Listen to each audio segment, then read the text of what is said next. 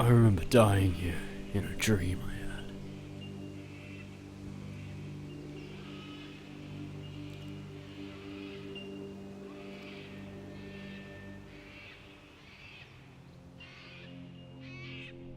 A distinct shiver went down his spine. He was back where he had started, but where was his ending? There it was, his own body laying dormant of soul. Cold concrete comforted it. Feels like a rainy night, He said to himself, looking to the sky, unaware of his own fear. He was held in the grip of death, unbothered by her talons, though some nights he pondered what it meant to have a conclusion. Doesn't everyone? In a city like this, his death didn't come as a surprise to him, nor did it bother him. Solving it, though, now that terrified him. Detective stories only have the dead and the broken. The trick is not to end up as either, but confined by the story, he was destined as both. A choir of critics haunted his every case. To solve one meant to lock a father, a mother, a child, a monster behind bars.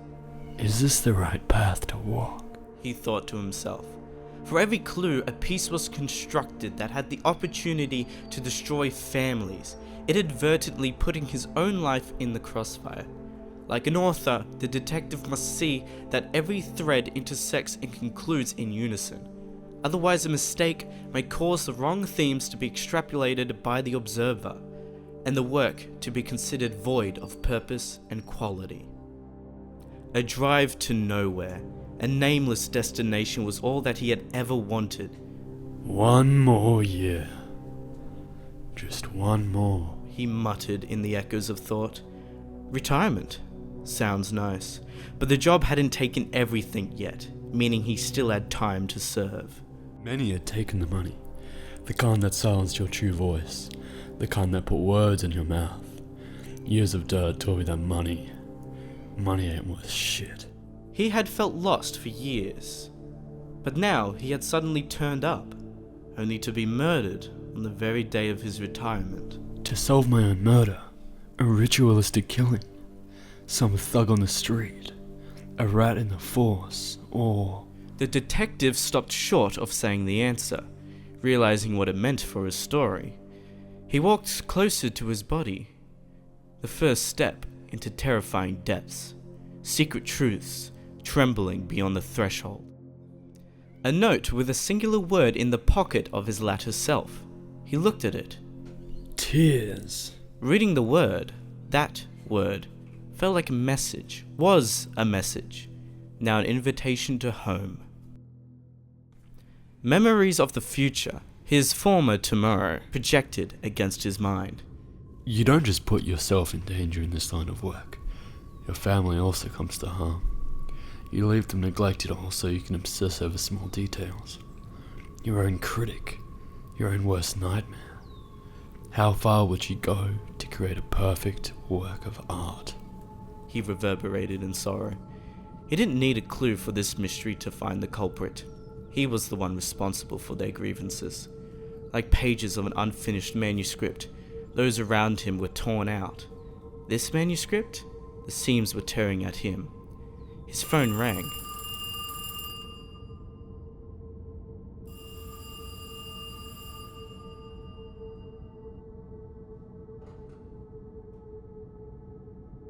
A voice, his own, beckoned him to the ocean.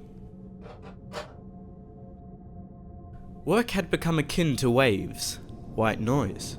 Concentrating on nothing but his work, he had let the shoreline get too close to him. An ocean, when embraced, is suffocating. The man stood behind him. The answer? Himself. Each thread point connected. His life, work, and self had become too much. I sold out to make everything easier, didn't I? He shouted. A pause. Dead air. No response echoed from across the wharf.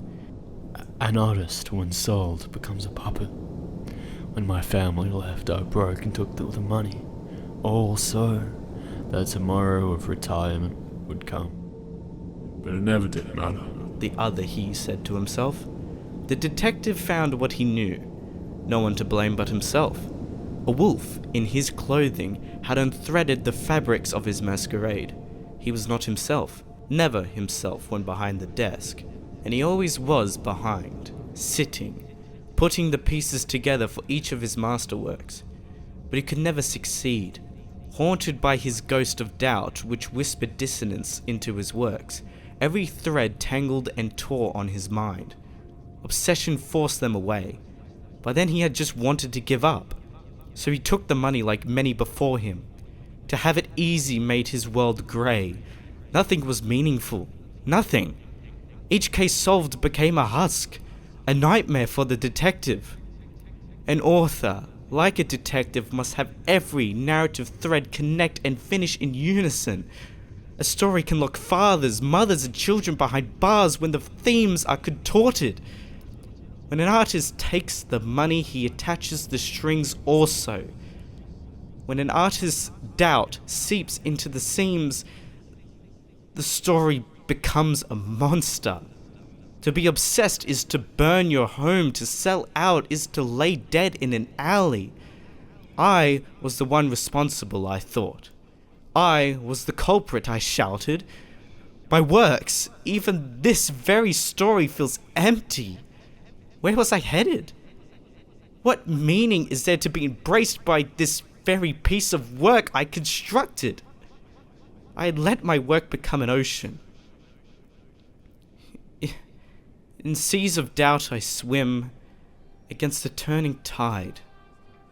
How far would you go to create a perfect work of art? I remember dying here in a dream I had, he thought.